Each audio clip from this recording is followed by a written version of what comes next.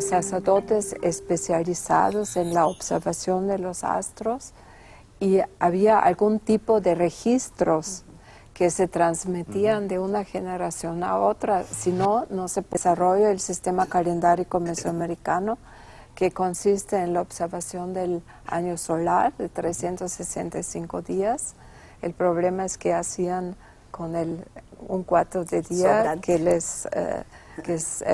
que está allí y que no sabemos bien cómo lo registraban o cómo corregían el calendario, y luego se combinaba con el otro calendario de 260 días que se llama el calendario ritual, pero que probablemente también tiene una base observacional en relación a lo que se mencionó antes de las latitudes de Mesoamérica, desde los 15 grados más o menos, que hoy día es Guatemala, hasta el trópico de Cáncer, porque aquí estamos entre los trópicos, sí. O sea, el sol se mueve entre el Ecuador hacia los trópicos, aquí el trópico del Cáncer, y que también es un sitio arqueológico en Altavista, en Zacatecas, un sitio muy interesante.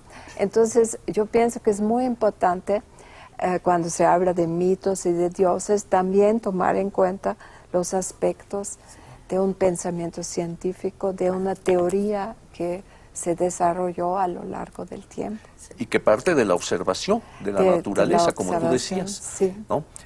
O sea, no solo son creencias, sino también es una relación con el entorno, con el medio ambiente. Claro. Y unos conocimientos muy profundos, precisos y profundos.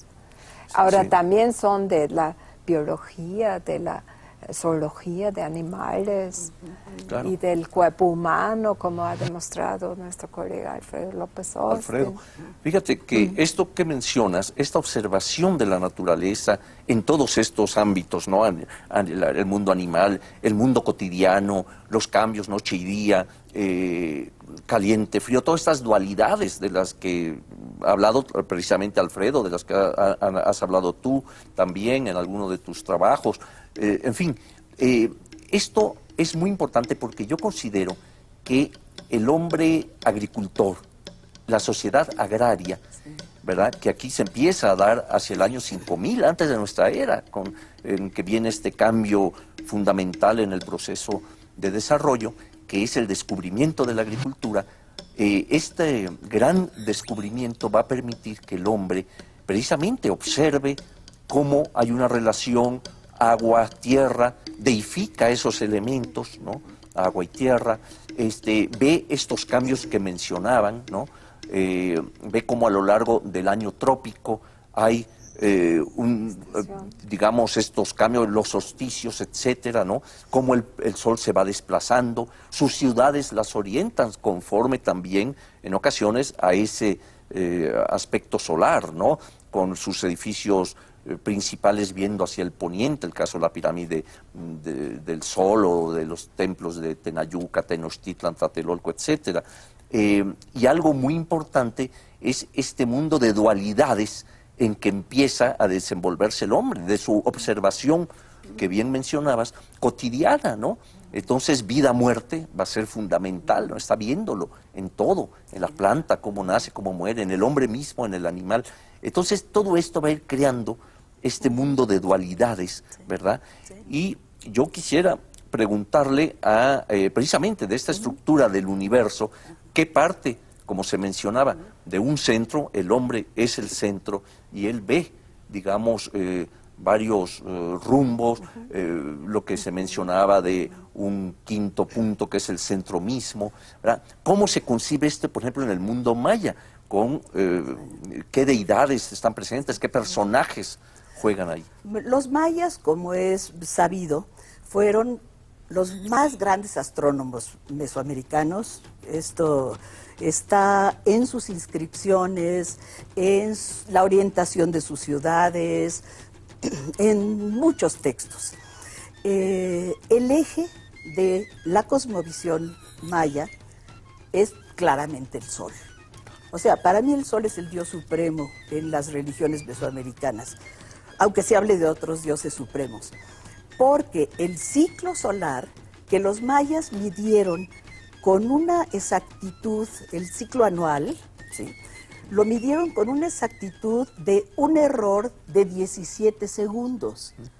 17 segundos en relación con el año trópico. Entonces, pues claro, la observación era de generaciones y generaciones, como dijo Johanna, ¿no? Es una experiencia ya acumulada enorme. Exactamente. Entonces, la concepción cosmológica, pues se basa en el ciclo solar. Claro. Son los 4 rumbos que no están, como dice Yolot, en los puntos cardinales, están en los puntos intercardinales. O sea, digamos, las esquinas de ese rectángulo o cuadrángulo están en las posiciones noroeste, sureste, o sea, en las intermedias, ¿no? Bueno, entonces, conciben la Tierra como una plancha plana cuadrangular o bien como un gran monstruo como lagarto o cocodrilo, más claramente un cocodrilo, porque estos son diferentes símbolos, ahí no hay contradicción. O sea, hay símbolos de los símbolos de los símbolos en el pensamiento mesoamericano, ¿no? Entonces, sobre esta gran plancha se levantan 13 cielos, que pues corresponde al número sagrado por excelencia y clave calendárica, ¿no? Y abajo están los 9 inframundos. ¿Cómo los conciben? Hay muchas interpretaciones, hipótesis, teorías, lo que ustedes quieran. Pero los cielos, al parecer, los concibieron los mayas en forma piramidal. Y esto lo sabemos por muchos datos. Incluso hemos apelado para estas interpretaciones a las creencias actuales.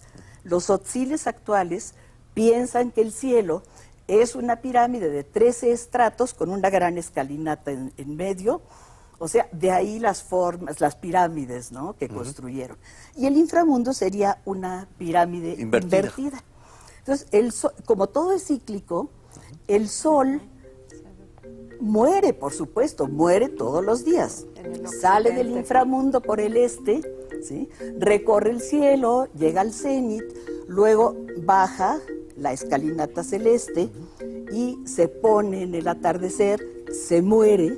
Los mayas decían, en ese momento se convierte en un jaguar, que es símbolo de muerte e inframundo. Entonces viene el recorrido del sol muerto por abajo.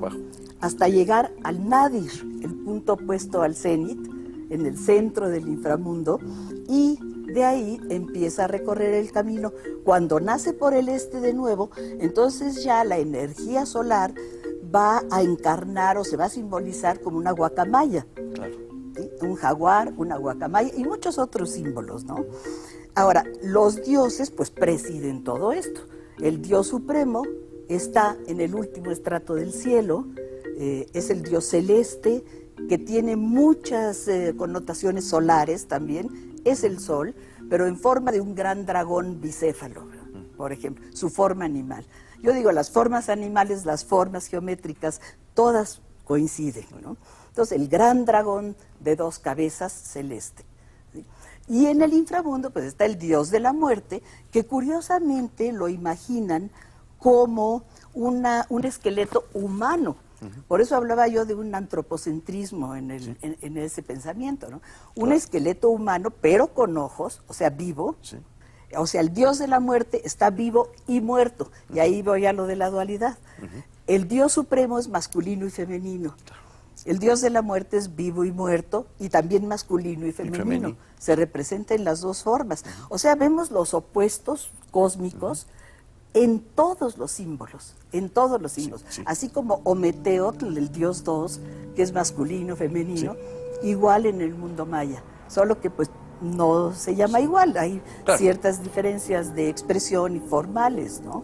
Pero esta concepción pues es la misma, creo yo, que en todos los grupos mesoamericanos. ¿Qué piensas tú de esta teoría de Linda Shelley y demás acerca del árbol cósmico y de este eje que viene por la Vía Láctea y que me parece maravilloso, no sé qué tan verídico sea, pero toda esta cuestión del agujero negro, de donde surge todo, y de Hunal Ye, que está muy relacionado con el Popol Vuh.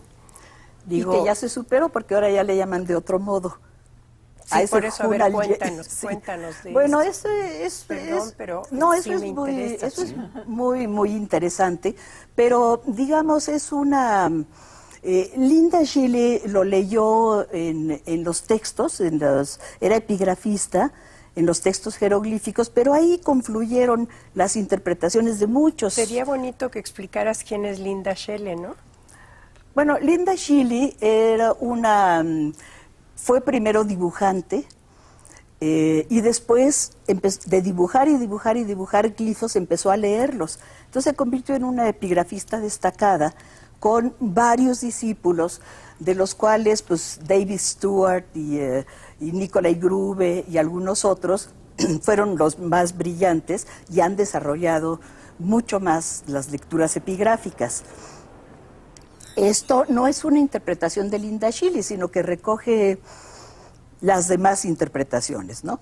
Ahora, esa en concreto de que por la Vía Láctea se va, etcétera, es respecto del relieve de la tumba de Palenque, ¿sí? Donde, como decía Eduardo, es una imagen cosmológica completamente. Está el hombre en el centro, exactamente en el centro de todo el cosmos. O sea, en el centro de la Tierra, que es el centro de todo el cosmos. Ahí está el hombre recostado. Bajo él hay huesos, una serpiente descarnada de 2 cabezas y miles de otros símbolos, ¿no? Pero es el inframundo. O sea, el hombre recostado, fauces, ¿no? Sí, no sale, sino entra, porque fue cuando se murió. Se muere, va al inframundo. Sobre él se eleva una cruz. La cruz. La cruz fue un símbolo muy importante de los mayas, que no tiene que ver con el cristianismo. Exacto. Es una esquematización del árbol cósmico. Ese árbol cósmico es una ceiba, ¿sí? Y esto está en los libros de Chilam Balam muy bien descrito. Dice, en el centro del mundo se yergue la ceiba verde, gran madre ceiba, que es el Axis Mundi. Y en los rumbos están las ceibas con un ave, con un frijol, etcétera, etcétera, de otros colores, blanco, negro, rojo y amarillo. Entonces, ahí está todo el cosmos, el quincunce, que decías tú, y en el centro la gran ceiba. Las ramas se meten a los 13 cielos, las raíces penetran al inframundo, y exactamente en el centro, el hombre, ¿no? Sí. Estas imágenes cosmológicas están en muchos relieves de los mayas, y muchos investigadores han aportado investigaciones. Ahora, ¿cuál es el dragón celeste? Algunos lo han interpretado como la Vía Láctea, ¿sí? Otros lo han interpretado como el cielo en su totalidad, con sus 2 cabezas de la serpiente, una descarnada que mira hacia arriba y otra con carne, los rasgos, que mira hacia abajo. O sea, son los 2 polos, ¿no? Los 2 polos complementarios. Ahora, Linda Schille decía que por la Vía Láctea se iban las almas al cielo. Lo que pasa es que en las creencias de los mayas, pues no todos iban al cielo. Nada más iban los guerreros, igual que entre los mayas, ¿no? Las mujeres muertas de parto, los sacrificados, etcétera, etcétera. Y más bien ella estaba hablando de la eclíptica, que es muy probable que la eclíptica, que es el círculo total del Sol, creo tú que sabes más de esto. El camino del Sol. El camino del Sol, ¿no? La eclíptica, pues fue la clave de esa concepción del cielo. Ahora, aunque esto es una discusión no resuelta, ¿no? Porque hay colegas que piensan que no tenían ese conocimiento. Exactamente, de la aunque eclíptica. Probablemente sí lo tenían. Pero, ahí sí, yo no puedo citar un texto donde los mayas digan la eclíptica. Para nada. Pero entonces yo no estoy muy de acuerdo con esa idea de que el espíritu del muerto se va por la Vía Láctea. Es bonita. Es muy bonita. Pero no encuentro fundamentos en los datos. Y si uno no se apoya en los datos, pues se va a decir que el, Sí, no, puedes decir lo que quieras. que el aunque sea señor muy de bonito. Palenque vino de Marte, ¿no? Sí, claro. Qué Ahora, horror. por ejemplo, en Sudamérica la Vía Láctea es muy importante. Y a lo mejor se inspiró por allí. Y lamentablemente en México no se tienen muchos testimonios actuales sobre creencias astronómicas. No se han conservado tanto. Bueno, los mayas... más entre los tzotzilles Sí, y es no, donde los más- mayas antiguos, Ajá, antiguos, le sí. llamaban el Sacbé del cielo a la Vía Láctea, o sea, el Sacbé quiere decir el camino Es muy blanco importante, del sí. cielo, Sí. y sí, Pues probablemente ahí se inspira ahí también, sí. pensaban que era la serpiente.